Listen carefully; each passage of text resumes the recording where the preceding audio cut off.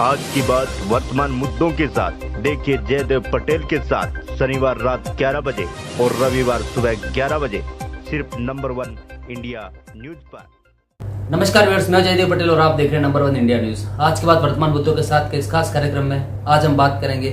राजस्थान सरकार ने one state one elections को लेकर के एक अनोखी पहल करते हुए जो एमपी मॉडल है उसको अपनाया है और जो पंचायतें हैं उसमें सरपंच है उनके कार्यकाल को बढ़ा दिया गया है और उनको प्रशासक के रूप में कहीं न कहीं नियुक्त कर दिया गया है। आखिर सरकार के इस फैसले के क्या मायने हैं और इसके वजह सरकार की क्या मंशा है, क्योंकि इस पर कहीं न कहीं राजनीति भी तेज हो गई है। इन्हीं तमाम मुद्दों पर बात करने के लिए हमारे साथ खास सामान है राजस्थान सरकार के पंचायती राज एवं ग्रामीण विकास राज्य मंत्री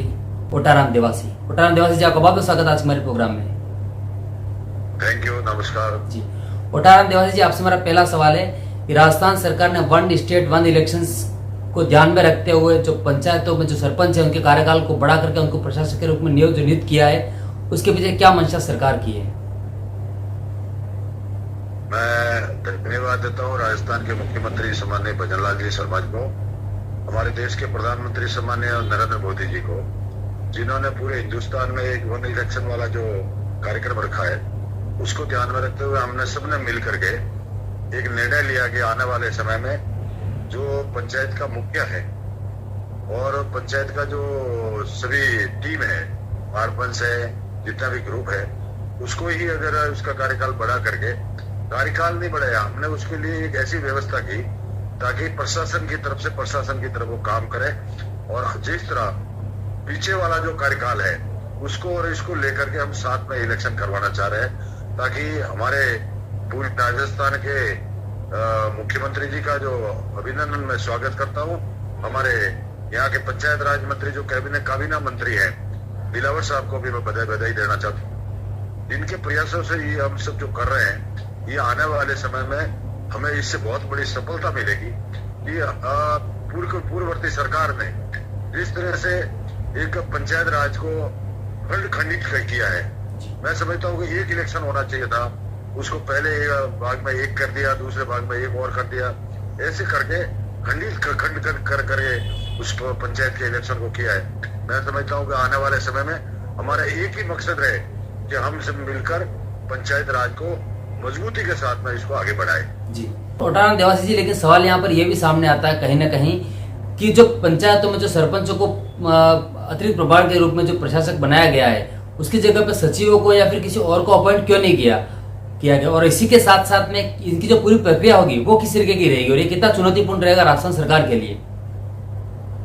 मैं समझता हूँ कि जो सरपंचों का और उनके वार्ड पंचों का, उप सरपंचों का इस पूरी कमेटी को आगे बढ़ाया है, ये हमारे लिए बहुत बड़ी सौभाग्य की बात है, क्योंकि वो जमीन से जुड़े हुए और विकास करने के उनके जो मायने हैं, उस विकास की गति को हम आगे बढ़ाने के लिए जो काम कर रहे हैं,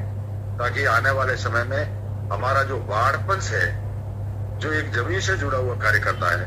और हमारा जो सरपंच है, उप सरपंच है और पूरी टीम है, वो जिस तरीके के साथ में सरकार के साथ मिलकर के काम करना चाहती है,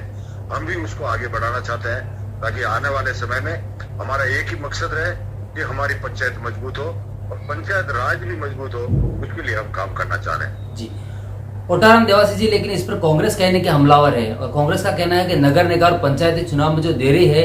उसकी सिर्फ और सिर्फ एक वजह है कि ब्यूरोक्रेसी को जो है हावी करना चाहती है भारतीय जनता पार्टी की सरकार।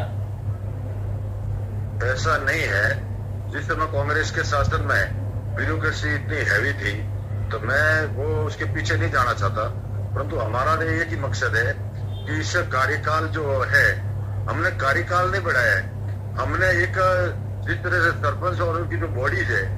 उसको एक प्रशासक के रूप में और हमारी सरकार की तरफ से हम उसको सहयोग करके ये जो करना चाहते हैं, ताकि आने वाले समय में जो गांव का जो विकास है, वो ग्रामीण की जो कड़ी है,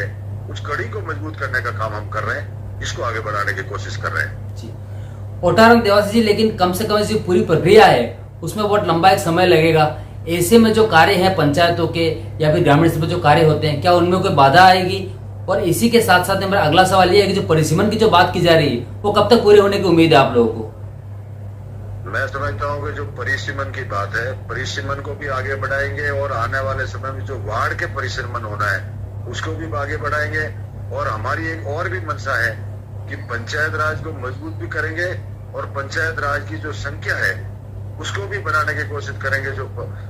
ग्राम पंचायत है उसको बढ़ाने की कोशिश करेंगे। ओटाराम देवासी जी, आपसे मेरा एक आखिरी सवाल है कि आने वाले समय में जो सरकार की तरफ से फैसला लिए गए हैं भजनलाल सरकार के द्वारा, इससे पंचायत और ग्रामीण विकास मंत्रालय जो आपके पास है, दोनों की अहम जिम्मेदारी, ये कितने सशक्त और मजबूत होंगे राजस्थान सरकार के नए फैसलों से? मैं समझता हूँ ये सरकार और ग्राम पंचायत एक सेतु का काम होता है, और सेतु ही नहीं, आपस में इस तरह के डेवलपमेंट और विकास की जो गति को आगे बढ़ाना हमारा लक्ष्य है, उसको हम किस तरह से आगे बढ़ा सकते हैं, उसके लिए हमारे माननीय मुख्यमंत्री जी ने जो इसका निर्णय लिया है, हमारे पंचायत राज मंत्री जी ने